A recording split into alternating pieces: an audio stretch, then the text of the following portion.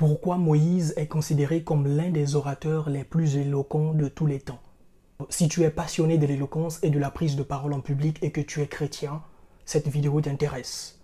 Alors, Moïse est né en Égypte des parents hébraïques lorsque les Israélites étaient en Égypte en esclavage.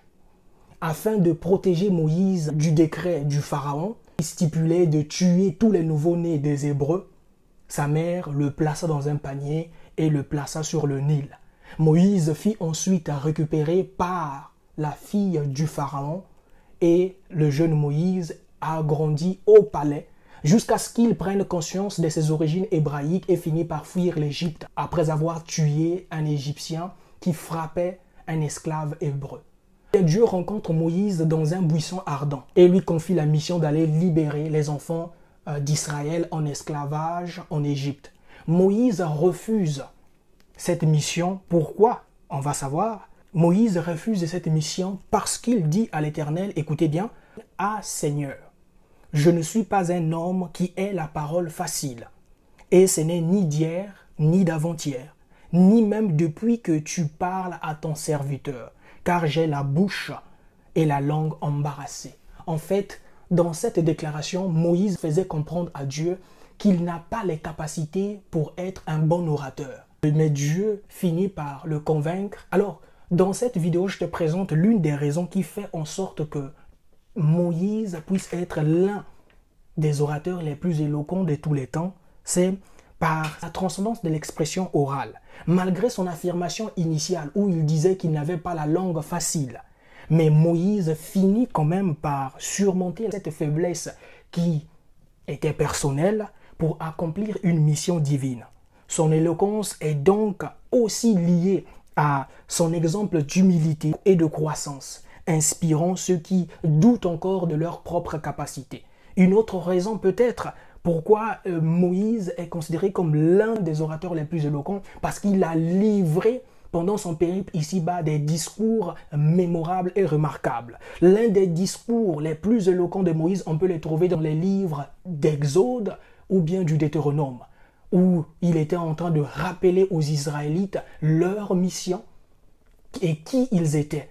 Ces discours restent jusqu'aujourd'hui l'un des discours les plus éloquents de toute la Bible. Pourquoi les 10 commandements de Moïse, qu'on trouve dans le livre d'Exode, le chapitre 20, est considéré comme l'un des discours les plus éloquents de tout le temps? Moïse était un homme de Dieu qui est né dans des conditions un peu compliquées en Égypte, à l'époque où Pharaon avait décrété qu'on devait tuer tous les nouveaux-nés des Israélites. Sa mère, afin de le protéger, le plaça dans un panier et le plaça sur le Nil. Moïse fit ensuite récupérer par la fille du Pharaon. Donc Moïse a grandi dans le palais.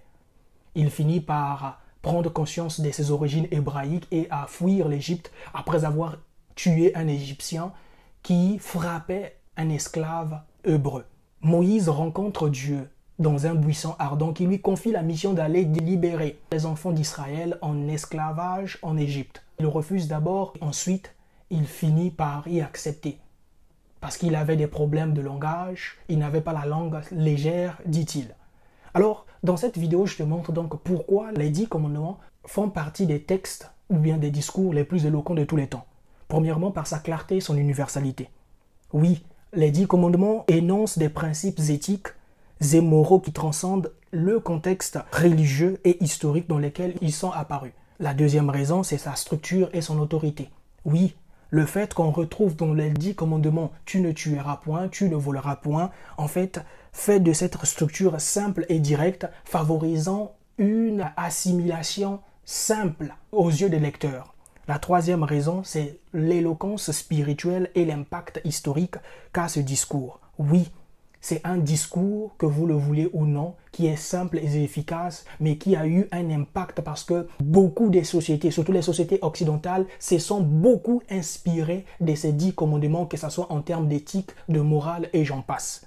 La dernière raison, c'est sa simplicité et sa mémorabilité. Peut-être que je me répète, mais je l'ai déjà dit. Oui, le fait que les 10 commandements soient aussi simples à comprendre, même pour un enfant de CM2, fait de ce discours un discours mémorable. Et je tiens à préciser qu'un discours éloquent n'est pas un discours où on trouve des mots de français compliqués, mais c'est un discours qui est clair, que facile, que tout le monde peut comprendre.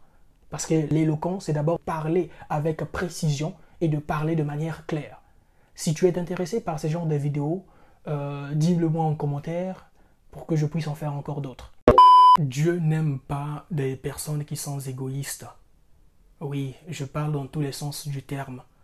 Si tu penses que dans cette vie, sur cette terre, il n'y a que seulement ton intérêt et seul ton intérêt qui prime et qui doit primer, mon frère, tu ne seras peut-être pas béni. Oui, mais si tu vérifies aussi très bien, tu verras que des personnes égoïstes, moi je parle des personnes égoïstes de nature, parce qu'il y a des moments où parfois aussi tu dois être égoïste pour pouvoir avancer un peu dans tes projets et compagnie. Je ne parle pas de ces gens-là. Ça, c'est vraiment l'égoïsme un peu momentané. Mais il y a des personnes qui sont égoïstes de nature. En fait, ils vivent, ils respirent, ils mangent, ils boivent de l'égoïsme. Dans la Bible, il y a l'histoire du roi Salomon. On connaît très bien que le roi Salomon est le fils du roi David. Et après la mort de son père, le roi Salomon fut choisi pour diriger, pour être le roi. Et la parole de Dieu déclare que son père David avait l'habitude d'offrir des sacrifices à Dieu, mais c'était vraiment peut-être 500 bœufs, il partait brûler sur les montagnes.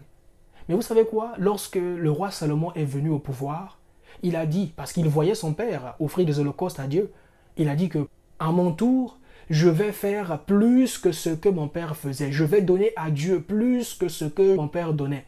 Il a cherché le mont le plus élevé dans la région pour aller offrir des holocaustes à Dieu, mais aussi il a offert, je sais pas, 1000 bœufs ou bien 1000 vaches, je ne me rappelle plus. Mais c'était vraiment un nombre conséquent. Vous savez quoi? La même nuit, sur le mont où le roi Salomon était parti offrir des holocaustes à Dieu, parce que Dieu avait sondé son cœur, il avait vu qu'il est prêt à me donner tout ça. La même nuit, dans le songe, Dieu l'apparaît et lui demande, « Demande-moi tout ce que tu veux, je te donne. » C'est là où le roi Salomon avait demandé la sagesse. Dieu a dit, « Bon, comme si tu m'as demandé que la sagesse, je vais maintenant te bénir, plus que même tu seras parmi les gens les plus riches de la terre. » Voilà pourquoi jusqu'aujourd'hui, il demeure, il restera l'homme le plus riche que la terre n'ait jamais connu, le roi Salomon. C'est parti juste d'un simple fait. Il a voulu donner plus que ce que son père donnait. Il a cherché le mont le plus élevé pour être le seul et unique, pour donner un sacrifice agréable à Dieu. Alors là, tu peux dire que mais moi, je n'ai pas des moyens pour offrir à Dieu tout ça. Mais il y a le meilleur cadeau que tu peux offrir à Dieu, c'est de lui donner ton cœur. C'est déjà un sacrifice mémorable, louable, que tu peux donner à Dieu. Mais il faut savoir, dans cette vie, si tu veux être béni, réussir dans tout ce que tu fais, tu dois développer l'art que tu donnes. Après, on va te donner. Car Dieu a tant donné son Fils unique. Il a récolté au moins 2 milliards de chrétiens qui sont actuellement dans le monde entier. En donnant, tu communiques à ton environnement que c'est ce que toi aussi tu attends en retour. Je ne te dis pas que lorsque tu vas partager à quelqu'un, tu attends quelque chose en retour. Non. Tu attends à celui qui est le rémunérateur, celui qui paye, qui rémunère les gens, c'est Jésus. Ainsi, tu seras béni.